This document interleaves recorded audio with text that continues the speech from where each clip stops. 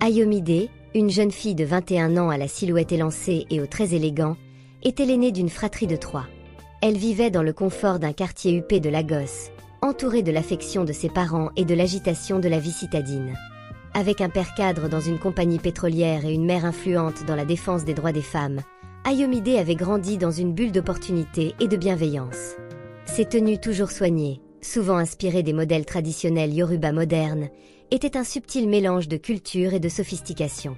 À l'école, sa rigueur et son intelligence la classaient parmi les meilleures. Son avenir semblait tout tracé. Un week-end, ses parents décidèrent de mettre entre parenthèses leurs emplois du temps chargés pour un court séjour au village natal de Chao, sa mère. Là-bas, dans le calme du Nigeria rural, ils espéraient se ressourcer et resserrer leurs liens familiaux. Dès leur arrivée, Ayomide fut enveloppée dans un tourbillon de salutations. Sa mère, toujours radieuse dans ses boubous aux couleurs chatoyantes, ne manqua pas de la présenter à chaque tante, cousine ou voisine de passage. Mais cette effusion d'attention commença à peser sur Ayomide. À mesure que la journée avançait, elle s'efforçait de sourire, bien que, dans son fort intérieur, elle rêvait d'un moment de solitude. La première nuit au village fut marquée par un rêve inhabituel. Ayomide se vit entourée d'enfants inconnus, partageant des bonbons et jouant sous un ciel d'un bleu éclatant. Mais à mesure que la scène se déroulait, une gêne subtile s'installa. Les garçons s'approchaient trop près, des mains effleuraient des zones intimes. Pourtant, dans son rêve, Ayomide semblait l'accepter sans résistance, comme si c'était naturel. À son réveil, une sensation étrange persistait. Ses seins étaient douloureux et un sentiment diffus de malaise l'accompagnait. Elle ne parvint pas à se débarrasser de l'impression étrange laissée par ce rêve. Au fil des jours, des changements imperceptibles se produisirent. Ayomide, d'ordinaire pudique et réservée, commença à examiner son corps sous un angle nouveau.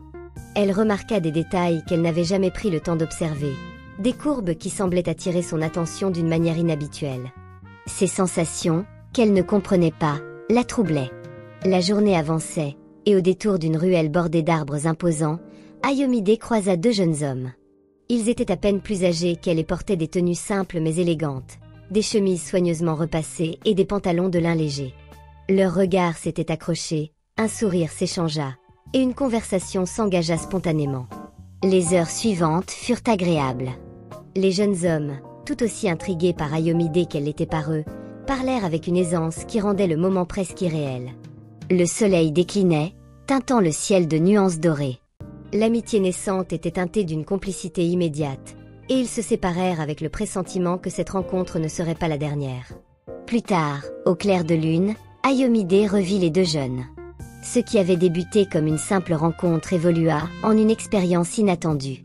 Pour la première fois, Ayomide céda à des désirs qu'elle n'avait jamais connus, franchissant une limite qu'elle ne pensait jamais franchir si tôt. Pour être plus précis, elle avait eu de l'intimité avec ces 2 jeunes hommes au même moment. C'était inconcevable. Ce moment, chargé d'émotions contradictoires, laissa en elle un mélange de confusion, de curiosité et de regrets diffus.